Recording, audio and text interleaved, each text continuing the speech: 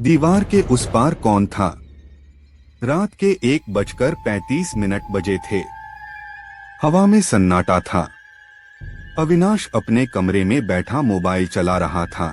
तभी दीवार के उस पार से एक अजीब खरोंचने की आवाज आने लगी। खर खर।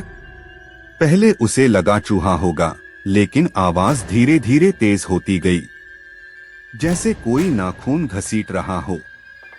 अविनाश ने डरते डरते कान दीवार पर लगाया। अचानक अंदर से धड़ धड़ धड़ किसी ने जोर से मारा। अविनाश घबरा गया। कमरे की लाइट झप झप करने लगी।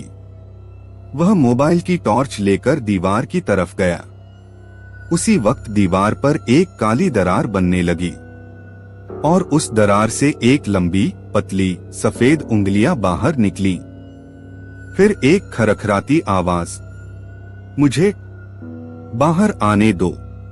अविनाश भागना चाहता था, लेकिन दरवाजा अपने आप बंद हो गया। दीवार पूरी तरह फट गई और उसमें से एक मुड़ी तुड़ी गर्दन वाली औरत बाहर झांक रही थी। उसकी आंखें पूरी काली, बिना पुतलियों के। वह बोली, मैं 20 साल से फंसी हूं, अब कोई मेरी जगह लेगा।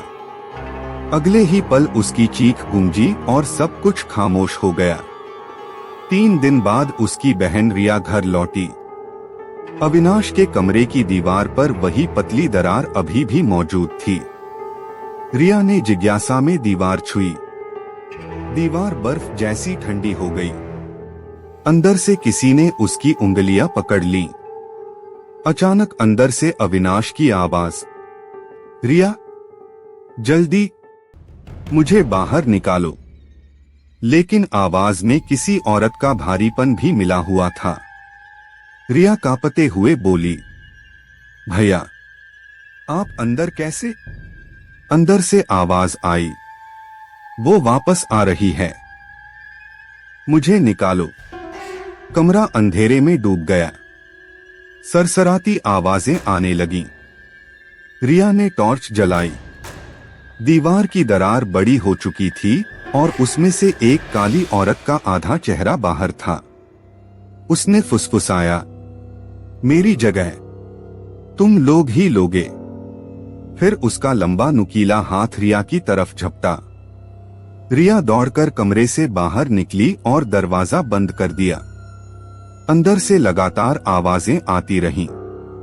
खर्रर, धड़ धड़, खरोंचे और वही स्त्री की आवाज, दरवाजा खोलो, वरना तुम्हारा भाई कभी वापस नहीं आएगा। अगर आप जानना चाहते हैं कि आगे क्या होने वाला है, अविनाश वापस आएगा या नहीं, और दीवार में बंद उस औरत का असली राज क्या है, तो चैनल को सब्सक्राइब जरूर करें।